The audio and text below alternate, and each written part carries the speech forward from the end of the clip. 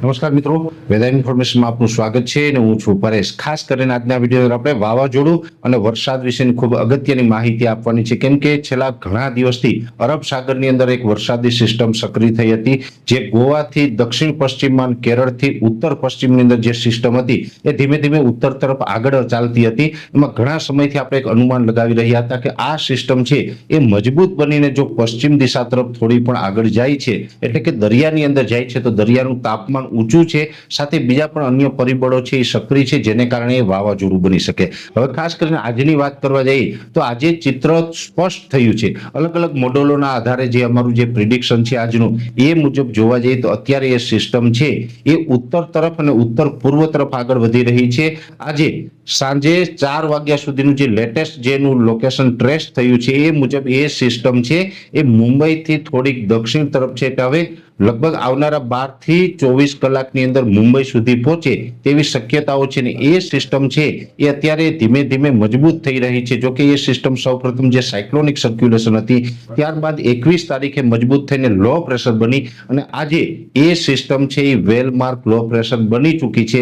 બની શકે કે આવતીકાલે 24 તારીખે સાંજ સુધીમાં એ સિસ્ટમ વધારે મજબૂત થાય અને વધારે મજબૂત થઈને ડિપ્રેશન બની શકે છે। જો કે એ સિસ્ટમ છે એનું જે આપણે વાત કરી રહ્યા હતા કે મૂવમેન્ટ, એટલે કે જે એનું આગળ ચાલવાની જે દિશા છે એ અત્યારે ઉત્તર પશ્ચિમ તરફ, એટલે કે મહારાષ્ટ્રમાં મુંબઈ ઉપર થઈ અને ઈશાનના ખૂણા તરફ આગળ વધે તેવી શક્યતાઓ પ્રબળ છે। એટલે એટલું કહી શકાય કે આ સિસ્ટમ છે હવે દરિયા તરફ નથી જવાની એવું અલગ અલગ મોડેલો બતાવી રહી છે। દરિયા તરફ નથી જવાની એટલે વાવાઝોડાનો ખતરો પણ આપણે હવે ટળી ગયો છે એવું માની શકાય। હવે અત્યારે આજનું જે અમારું પ્રિડિક્શન છે ત્યાં સુધી ચોક્કસ એટલું માની શકાય કે 90% સુધી શક્યતા એવી છે કે હવે આ સિસ્ટમ વાવાઝોડું નહીં બને। અને આપણે ગઈકાલે પણ આ એક્સ્ટ્રા વિડીયોની અંદર જે વાત કરી હતી એની અંદર એ જ વસ્તુ જણાવી હતી કે 24 કલાકની અંદર ચિત્ર સ્પષ્ટ થઈ જશે કે સિસ્ટમ વાવાઝોડું બનશે કે નહીં, કેમ કે આ સિસ્ટમ છે એ દરિયાકાંઠાથી ખૂબ નજીક હતી। જો આ સિસ્ટમ છે એ દરિયામાં થોડીક વધારે અંદર હોત, ડીપ સીમાં હોત,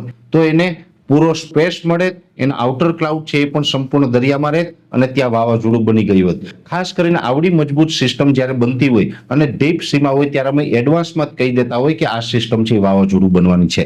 છતાં પણ આ વખતે અમે વાવાઝોડું બનવાનું સ્પષ્ટ એટલા માટે નહોતું જણાવ્યું કેમ કે આ સિસ્ટમ છે દરિયાકાંઠાથી ખૂબ નજીક હતી। ખાસ કરીને દરિયાકાંઠાથી નજીક હોય એટલે આપણે એમાં મતાંતર કહી શકાય અથવા તો અસમંજસતા આપણે કહી શકતા હોય છે। મોડેલોમાં મતાંતર હતા, સાથે આ સિસ્ટમ છે વાવાઝોડું બનશે કે નહીં એમાં અસમંજસતા હતી। આવું આપણે ઘણા દિવસથી કહી રહ્યા હતા। આપણે આની ચોખવટ એટલા માટે નહોતા કરી રહ્યા કેમ કે જો આ સિસ્ટમ છે એ દરિયામાં અંદર જાય તો વાવાઝોડું બને અને ઉપરથી જાય તો ડિપ્રેશન બનીને પસાર થાય। એટલે હવે આ ડિપ્રેશન બની અને મુંબઈ ઉપર થઈને આગળ નીકળવાની છે, પણ એને હિસાબે પણ ગુજરાતને ચોક્કસથી વરસાદની અસરો થવાની છે, જેમાં સૌથી વધારે અસર છે એ દક્ષિણ ગુજરાતના તમામ જિલ્લાઓમાં જોવા મળે, એટલે કે સુરત, વલસાડ, વાપી, બારડોલી, બીલીમોરા, ડાંગ જેવા તમામ વિસ્તારો છે એ તમામ વિસ્તારોને વરસાદની અસર વધારે જોવા મળશે। સૌરાષ્ટ્રની અંદર પણ જો કે આ વરસાદની અસર જોવા મળી શકે છે, પણ સૌરાષ્ટ્રની અંદર સાર્વત્રિક નહીં પણ ઘણા બધા વિસ્તારોને કવર કરી લેશે। અને આ વરસાદો છે એ આજે જોવા જઈએ તો 23 તારીખ છે, એટલે એક અઠવાડિયા સુધી 5 થી 7 દિવસ સુધી અલગ અલગ વિસ્તારોમાં વરસાદ પડશે। સૌરાષ્ટ્રમાં પણ અનેક જગ્યાએ 1 થી લઈને 2 ઇંચ અને અમુક વિસ્તારની અંદર 2 ઇંચ કરતા પણ વધારે વરસાદ પડી શકે। એટલે સૌરાષ્ટ્રમાં પણ આ અઠવાડિયાની અંદર મે મહિનાના છેલ્લા અઠવાડિયાની અંદર અનેક વિસ્તારોની અંદર કદાચ વાવણી લાયક વરસાદો પણ જોવા મળશે। એટલે સૌરાષ્ટ્ર અને દક્ષિણ ગુજરાતમાં વરસાદો થશે, એ સાથે મધ્ય ગુજરાતના જે ભાગો છે જેની અંદર આણંદ, નડિયાદ, ખેડા, વડોદરા અને અમદાવાદ સુધીના વિસ્તારો છે એમાં પણ હળવા સામાન્ય મધ્યમ વરસાદો પડે તેવું એક અનુમાન છે। એ સિવાયના બીજા વિસ્તારો છે એટલે કે પશ્ચિમ સૌરાષ્ટ્રના ભાગો હોય, દ્વારકા, પોરબંદર, જામનગર જેવા વિસ્તારો હોય, એમાં ખાલી સામાન્ય છૂટાછવાયા ઝાપટાઓ નોંધાય। કચ્છમાં પણ એ રીતે ઝાપટાઓ નોંધાઈ શકે છે અને ઉત્તર ગુજરાતના જે તમામ વિસ્તારો છે, મહેસાણા હોય, પાટણ હોય, સાબરકાંઠા, બનાસકાંઠા હોય, વાવ-થરાદના વિસ્તારો છે, અરવલ્લીના વિસ્તારો છે, એ તમામ વિસ્તારોની અંદર પણ હળવાથી મધ્યમ ઝાપટા નોંધાઈ શકે છે। એટલે ઓલ ઓવર જોવા જઈએ તો હવે વાવાઝોડાનો ખતરો ટળ્યો છે, પણ હજુ પણ વરસાદો પડવાના છે અને એ વરસાદોની અંદર ગાજવીજનું પ્રમાણ પણ જોવા મળી શકે છે।